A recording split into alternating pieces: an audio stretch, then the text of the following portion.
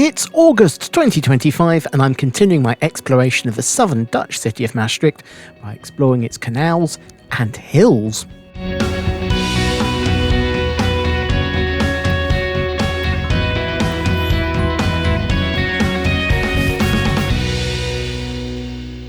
I've been staying in Maastricht, the capital of the southern Dutch province of Limburg, and at the meeting point of Europe, close to both the German and Belgian borders.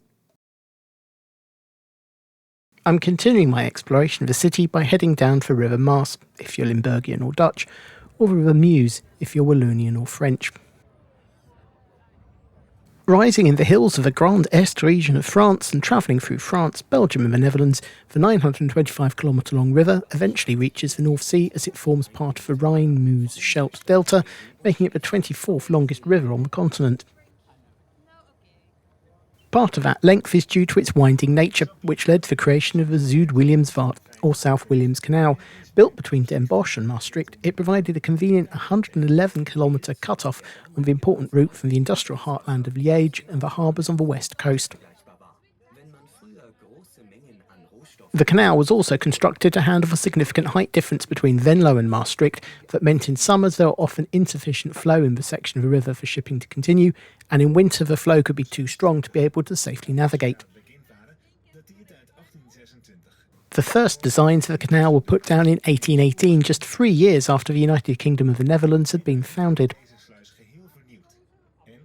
Construction took place in stages, starting at Lock 1 in Den Bosch in November 1822, and Lock 20 between the end of the canal and the Meuse in Maastricht was officially opened on the 24th of August 1826.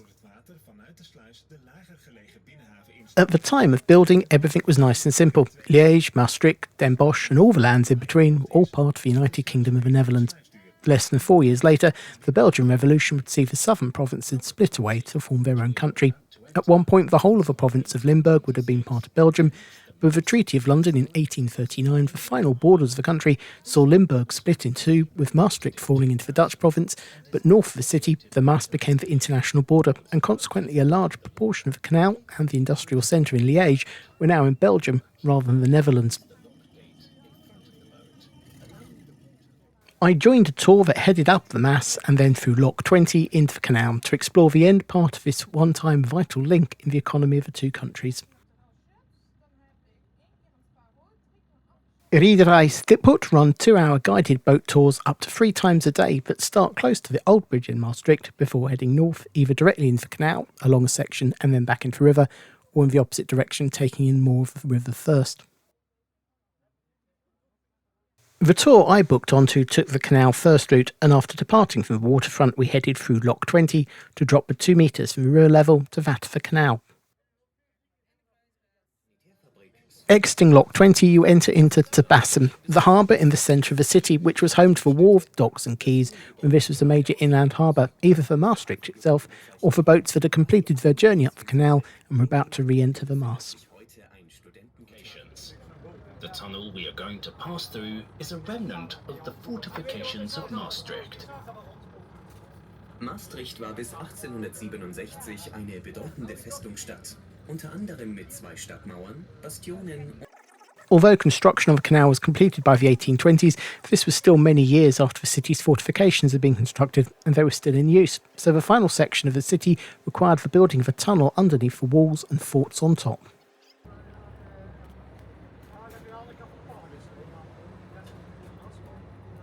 After crossing under the fortifications, the canal then heads out from the city centre, descending down one more lock, Lock 19. This is unique in being the last manually operated lock in the system. All the rest are operated from control rooms elsewhere and are fully automated. But at Lock 19, the doors are still open and closed by lock operators, as well as an opening and closing the sluice gates to lower the boat down another 2 metres to the level of canal as it heads out of the city. Was constructed in 1864. Just beyond the lock is the Rooidingskanal, a short 700-metre long support canal that feeds water directly from the nearby Maas into the canal to ensure the water levels are maintained throughout this section of the system.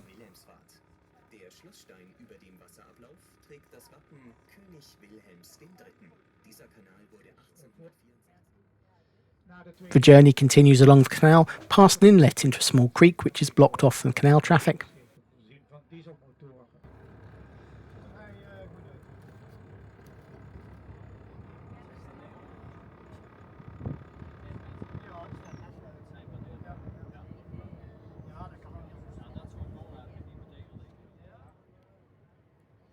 And then a little further on, the more modern and significantly larger Bosch-Chevereld lock, which raises boats back up the 4 metres to the mast in one go, rather than requiring the two locks back up the canal.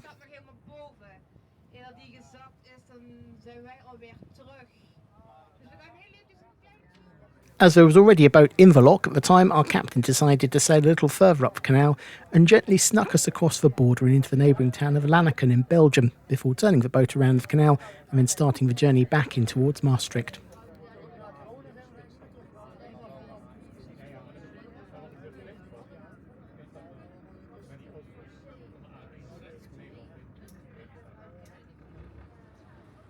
The journey back is much quicker as we head through the Sluis Boschveld. This lock was created in the early part of the 20th century not to assist the Zuid-Williamsvaart, but as part of the works to create a much larger canal on the opposite side of the mast to help regulate the water levels to allow the even bigger ships that are now looking to serve the river, which required the creation of a number of weirs on the river north of the city centre, and locks created alongside them. The works here were completed in 1930, and rather than traditional lock gates that swing open, a giant steel door seals and unseals the canal basin, being lifted up out of the water into the gantry above. Although it does make the journey exiting the lock a slightly wetter affair than the traditional lock gate arrangement.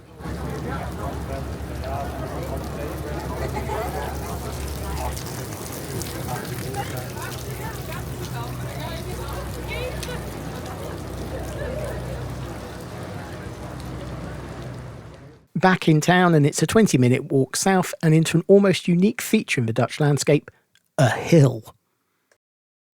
The Sint Pietersberg is a hill that straddles the Dutch and Belgian border and climbs to a height of over 100 metres. This is the Netherlands, where the average elevation is just 30 metres. Neighbours Belgium have an average elevation of 181, and little Andorra averages just under 2,000. At one of the highest points overlooking the city is Fort St Pieter. In 1673, the French captured St Pietersburg, and this allowed them to breach the southern ramparts of the city with cannons, as the walls were just in range. Consequently, plans were drawn up to build a fort on top of the hill that would mean that until you took the fort, you didn't have a chance of taking the city. Built in less than 12 months between 1701 and 1702, the fort served as a major part of Maastricht's fortifications.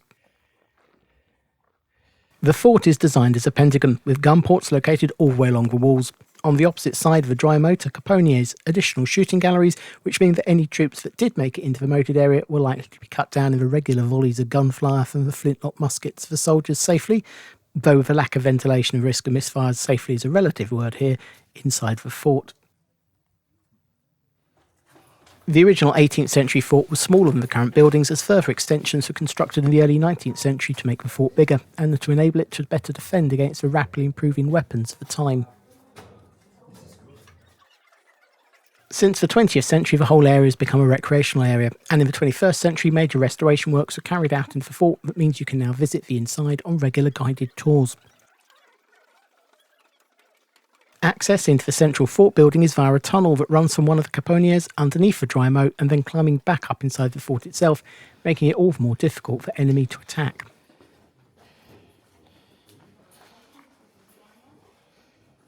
Two tunnels run through the centre of the fort, one running north-south and the other east-west, intersecting at the very centre of the fort from where commanding officers would be able to issue instructions.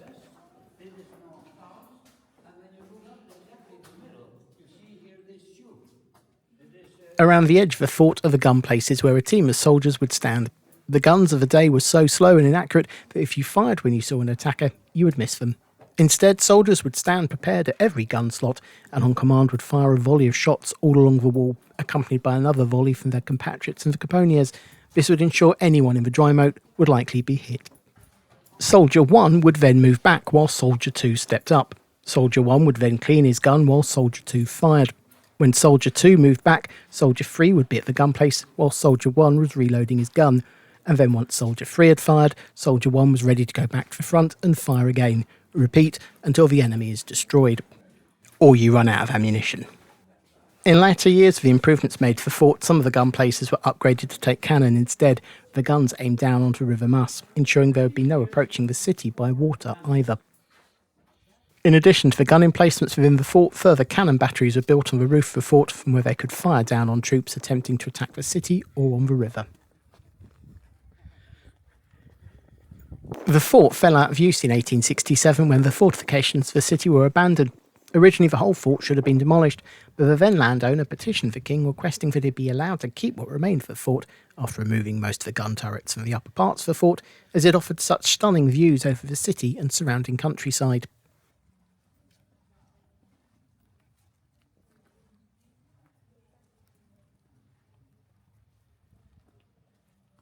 The king relented, and consequently the remains of the fort were preserved, which allows you to climb all the way to the top of the fortifications and look down not just on Maastricht and the Maas, but also down into Belgium, which, given it's barely 600 metres away, isn't quite the spectacular claim that might sound.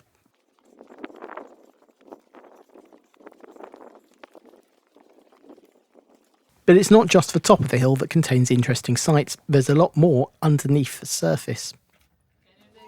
Below the trees, grass, topsoil and the first 30 metres or so of very hard bedrock, you hit a seam of limestone that runs at around 10 metres high throughout the whole of the hill. A rock that is relatively easy to extract and very easy to build with, as can be demonstrated by many of the buildings of the city, including the St Jan's Kirk. Over the centuries, a network of tunnels and mine workings have been dug into the hill to extract the rock. At its maximum extent, the network of passageways and galleries stretched for around 400 kilometres, which, if they were laid end to end, would be the equivalent of the distance from Maastricht to Amsterdam. In many locations, it's very easy to see where the stone was worked, with it almost looking like blocks are just waiting to be worked on and extracted out, with the markings of the blocks immediately in front of them still clearly visible.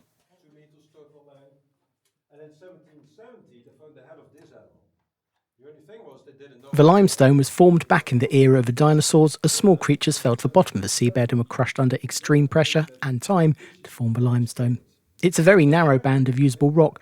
Above the seam, the bedrock of the hill is way too hard to work, and below, even visible at floor level in the passageways, the flint content becomes too high, making the rock again difficult to cut and less useful for building.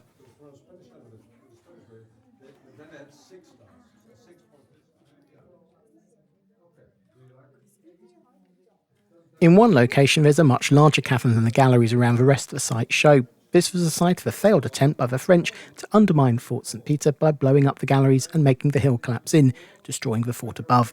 The only problem was even blowing up a couple of the gallery support columns wouldn't bring the rock down, and even if it did, Fort St Pieter was over 300 metres away. The natural iron deposits in the rock, visible today as yellow bands, had confused the soldiers' compasses, meaning they were way off target. Not that they'd have found out. An explosion in this enclosed space would have likely maimed, if not killed, all of them. At its maximum extent, the passageways extended for over 400 kilometres, but today a large portion of that has gone.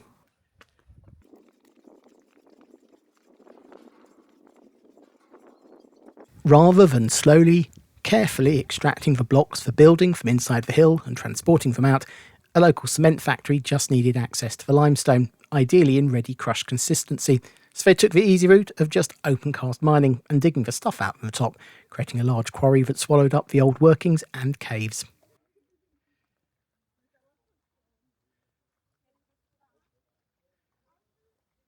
Walking out onto the viewing platform on the edge of the quarry, you can see where the caves abruptly end.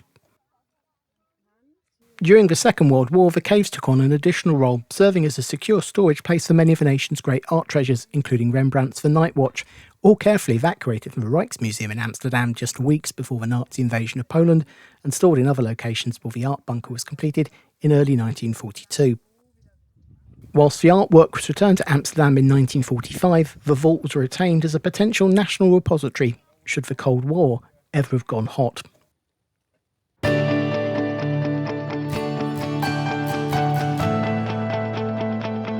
Maastricht is the southernmost city in the Netherlands and is closer to Liège in Belgium and Aachen in Germany than it is to any other major Dutch city. There are half-hourly trains to Amsterdam Centraal, but to get to the Netherlands' global hub airport in Schiphol requires a change of train in Utrecht, with journey times around 3 hours. Maastricht-Aachen Airport is 8 kilometres northeast of the city centre, though only has limited services. Other nearby airports include Charleroi and Brussels in Belgium, and Düsseldorf and Cologne-Bonn in Germany, all within the same 3 hours of Maastricht by indirect train connections. The only international train services from Maastricht to local services to Liège and Aachen, where you can connect onto high-speed services to Brussels and connecting Eurostar services to London.